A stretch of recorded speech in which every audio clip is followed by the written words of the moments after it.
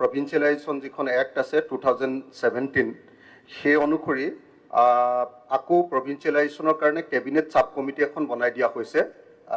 মুখ্যমন্ত্ৰী ডাঙৰীয়া এখন কেবিনেট ছাব কমিটি বনাই দিছে।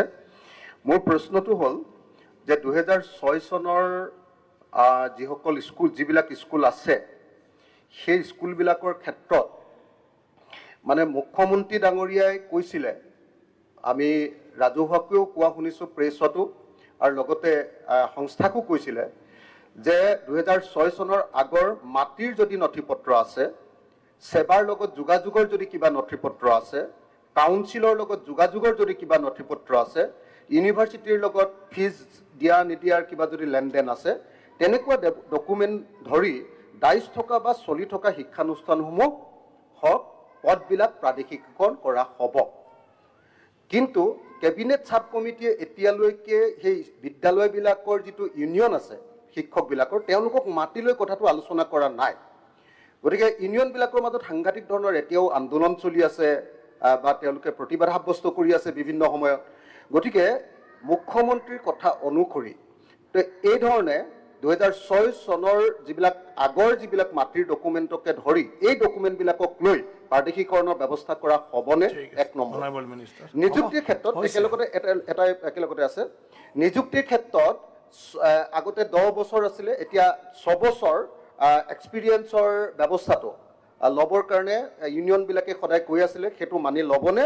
আৰু 2011, 2013, 2001, 2013 আৰু 2021 প্ৰাদেশিকীকৰণৰ সময়ত থাকি যোৱা যিবিলাক পোষ্ট আছিলে সেই পোষ্টবিলাকক লোৱা হ'বনে নহ'ব, সেই কথাকেইটা মই আমাৰ মন্ত্ৰীমণ্ডলৰ পৰা জানিব খোজো। আৰু লগতে শিক্ষকসকলক মাতি এটা আলোচনা বহুৱাবনে নাই সেইটো এটা মই জানিব খোজো। অধ্যক্ষ মহোদয়, প্ৰশ্নটো গোৱালপাৰাৰ সম্পৰ্কীয় আছিল, Jaleswar Sonari college, west Goalpara college সম্পৰ্কীয় আছিল। মই ইতিমধ্যে উল্লেখ কৰিছোঁ যে এখন কেবিনেট ছাব কমিটি হৈছে। গতিকে সেই কেবিনেট ছাব কমিটিৰ লগত মই এজন মেম্বাৰ। ইতিমধ্যে মই সকলোবিলাক শিক্ষক সংগঠনৰ লগত আলোচনা অনুষ্ঠিত কৰিছোঁ।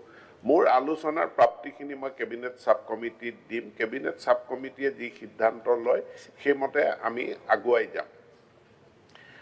গতিকে নিৰ্দিষ্টভাৱে মই কোনো এটা কথা ক'ব নোৱাৰোঁ। দ্বিতীয় কথাটো হ'ল যে এখন আইন আছে, আইনখন বিধানসভাই প্ৰথম পাছ কৰে। ইয়াৰ পাছত সেই আইনৰ আওতাৰ ভিতৰত কোন বিদ্যালয় কোন মহাবিদ্যালয় তাত অন্তৰ্ভুক্ত হয় নহয় সেইটো তাৰ পিছত আহে। গতিকে এতিয়াও কেবিনেট ছাব কমিটিয়ে প্ৰথম পলিচি সিদ্ধান্তটো ল'ব। পলিচি সিদ্ধান্তটো লোৱাৰ পাছতহে ইণ্ডিভিজুৱেল বিদ্যালয় মহাবিদ্যালয় এখন তেওঁলোক আওতাৰ ভিতৰলৈ আহিব নে বাহিৰলৈ আহিব সেই কথাটো আহিব। গতিকে এতিয়া ব্যক্তিগতভাৱে এখন বিদ্যালয় বা মহাবিদ্যালয় সম্পৰ্কে মন্তব্য কৰাটো আমাৰ কাৰণে সম্ভৱপৰ কথা নহয়।